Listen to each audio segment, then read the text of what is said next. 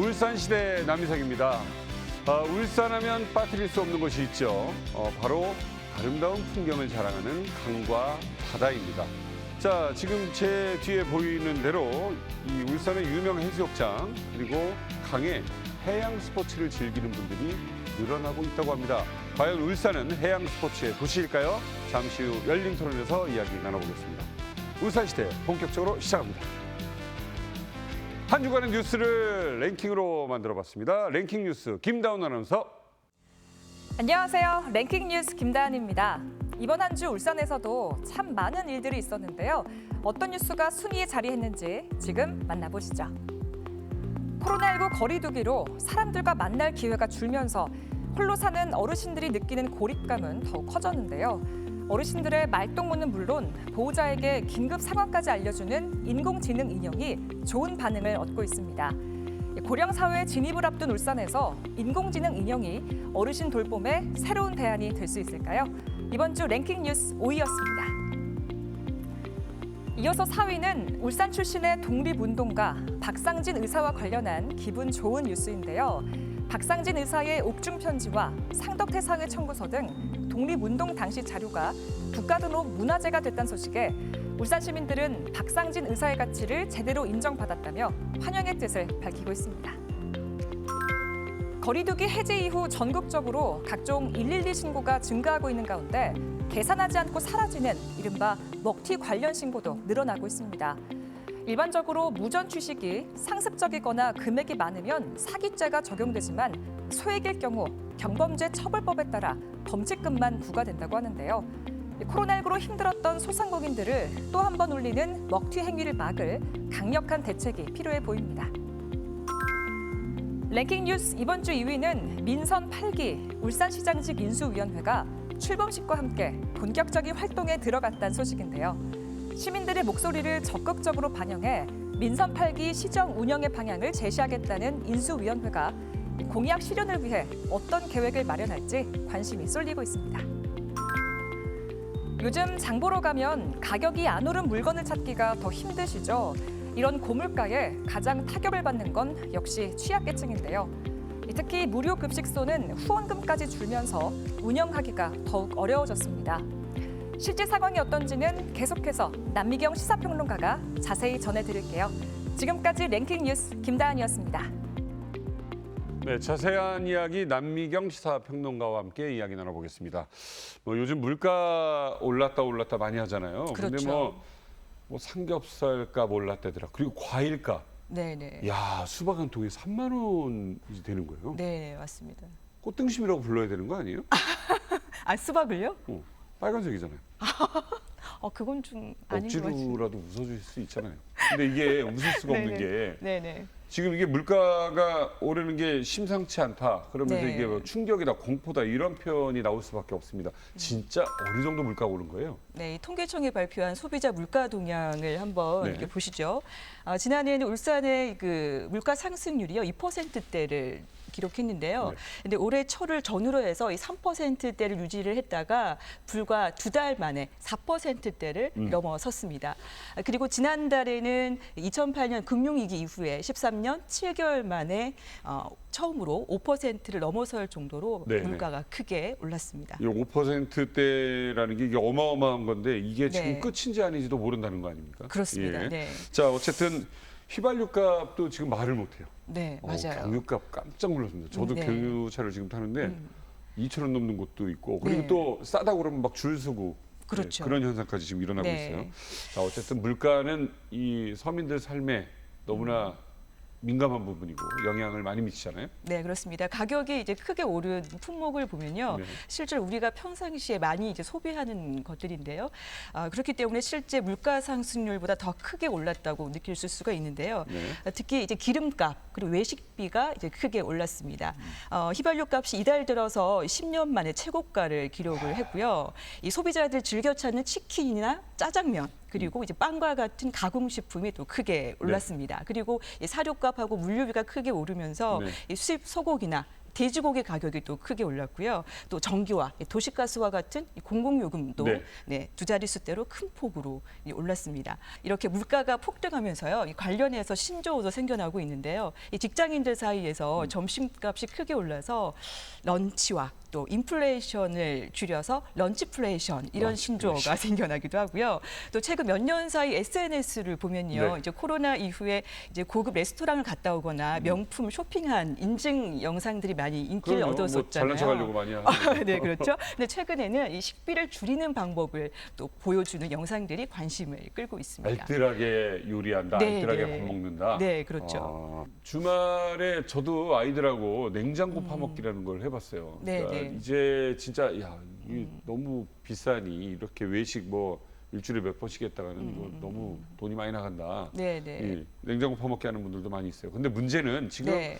이 물가가 잡힐 것 같지 않다는 거죠. 네, 그렇습니다. 우리가 뭐 어떻게 할 게 없다라는 이야기도 있어요. 네, 물가를 잡을 만한 이런 방법들이 사실은 마땅치가 않은데요. 이제 네. 아시는 것처럼 요즘 물가가 상승한 주된 이유가 네. 우크라이나 사태가 장기화하면서 사실은 원유값과 곡물 가격이 크게 오른 영향이 예. 크잖아요. 그런데 이 우크라이나 사태가 이제 언제 끝날지 사실 알 수 없는 상황이기 때문에 네. 이런 오름세가 쉽게 이제 꺾이지는 힘들 것 같고요. 네. 또 이 미국발 긴축에다가 또 중국발 경제 쇼크까지 더해져서 우리 경제가 억제는 그런 네. 악재가 되고 있습니다. 그래서 이 전문가들도 앞으로 한 6%대 물가 상승은 시간 문제다. 이런 이제 비관적인 전망도 네. 쏟아져 나오고 있습니다. 그러니까 이게 사료값 인상이 미치는 영향들이 굉장히 많은 거네요. 닭이나 뭐 네, 그런 네, 거죠. 돼지나 뭐 네, 네, 소나. 맞습니다.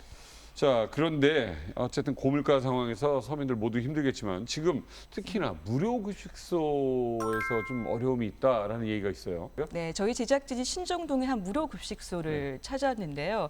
하루에 한 130명 가량의 기초생활 수급자분들이 이곳을 찾으셔서 이제 식사를 하십니다. 지자체가 지원하는 이게 한 끼 식사비로 3,000원이 책정되어 있는데요. 근데 최근에 이제 물가가 많이 오르면서 네. 사실 이 3,000원 가지고 제대로 된 한 끼 식사를 준비하기가 사실 어렵거든요. 그래서 좀 아무래도 식사질에 떨어질 수밖에 없다 이런 얘기들을 하시는데요. 관련자 얘기를 네. 직접 들어보시도록 하겠습니다. 이제 한 2년 3개월 동안 우리 급식소를 문을 열지 않았다가 이번에 문을 열어서 5월 16일부터 식사를 대접하고 있는데요. 물가가 너무 많이 올라고 깜짝 놀랐습니다. 제육볶음을 하기 위해서 돼지고기를 한번 사려고 했더니 코로나 전에는 약 그게 하루 대접하는데 12만 원이면 되었는데 지금 17만 원 정도 소요가 되고 있어서 물가가 상승한 것이 실감이 나서 많이 어려움이 있습니다. 자, 아무튼 무료급식소에서 식사하시는 분들은 정말 어려움이 많겠습니다. 네, 그렇습니다. 이제 코로나 때는요, 거리두기 때문에 사실 이분들 식사를 제공하지를 못했거든요. 네. 그래서 오셔서 이제 식사를 하기가 어려웠습니다. 네. 그리고 대신에 이제 그 운영하는 국식소에서 즉석밥이나 이제 반찬 일주일치를 또 제공을 하기는 했었거든요. 가서 드시라고. 네네. 예. 그런데 이제 어르신들이 배식을 받기 위해서는 아무래도 길거리에 이제 길게 줄을 서야 되잖아요. 그렇죠. 그런데 좀 민원이 들어와서 사실상 급식소에서 이런 배식을 하는 것도 사실은 어려웠다고 합니다. 그렇죠. 네. 또 더 힘든 건요. 이 무료급식소들이 이제 코로나 이후에 네. 기업들로 받는 후원들이 다 끊겼다고 얘기를 해주시는데요. 예, 코로나 이전에는 물론 뭐 지자체가 예산을 지원을 하기는 합니다만 사실 넉넉하지가 않잖아요. 네. 그래서 기업들로부터 받는 후원금으로 사실 운영을 하고 있는데요. 근데 지금 이 거리두기가 해제됐음에도 불구하고 네. 사실은 좀 사정이 나아지지 않고 있고요. 네. 앞으로 이제 코로나가 이제 종식이 되고 나면 네. 이제 급식소를 이용하시는 분들이 아무래도 더 많아지실 텐데 네. 아무래도 급식 인원을 줄인다거나 반찬 수를 줄일 수밖에 없는 그런 상황이 되었습니다. 그러니까 앞으로 이게 지금 분위기가 이렇게 되면 이용하는 분들이 더 늘어날 것 같은데요. 네, 그렇습니다. 실제로도 사실 저희가 부자 도시 울산하면 네. 이제 무료 급식소를 이용하시는 분들이 많이 안 계시지 않을까 생각하실 수도 있는데 실제로는 더 많이 지금 이제 이용을 하시는 네. 추세고요. 또 오시는 분들을 저희가 전수조사를 해봤더니 어르신들 한 25% 정도가 이곳에서 식사하시는 게 유일하게 하루 중에 식사하시는 거라고 말씀하시고요. 또 절반 가까이는 무료 급식소에서 드시는 이 고기 반찬이 네. 유일하게 단백질을 섭취하는 거라고 합니다. 네. 아니, 그러니까 이 코로나라는 어마어마하게 긴 터널을 이렇게 통과해서 이제 끝났구나 하고 나왔더니 러시아 푸틴이 산사태를 일으켜 놓은 예, 그런 느낌이에요. 아, 네. 예, 이게 지금 코로나 끝나고 나니까 이게 물가가 이렇게 될 줄 누가 알았겠습니까? 네, 이게 지금 그렇습니다. 문제는 딱히 정부에서도 지금 손 쓸 수 있는 게 없다라는 이야기를 할 정도니 네, 네. 예, 이게 지금 전쟁이 끝나는 수밖에 없겠어요. 네, 그렇습니다. 자, 다음 이야기 한번 보겠습니다. 아니, 아직도 이렇게 당구장에서 먹튀하는 분들이 있습니까? 이게 예전에 그 전문 용어로 네. 뭐 대포 한다 뭐 이런 얘기도 있었고 네, 네. 그 돈 안 내고 하는 거 아닙니까 이거? 그렇죠. 이 삼산동의 한 당구장에서 있었던 일인데요. 20대로 추정되는 남성 2명이 어허. 이제 그냥 계산도 하지 않고 이른바 먹튀를 했습니다.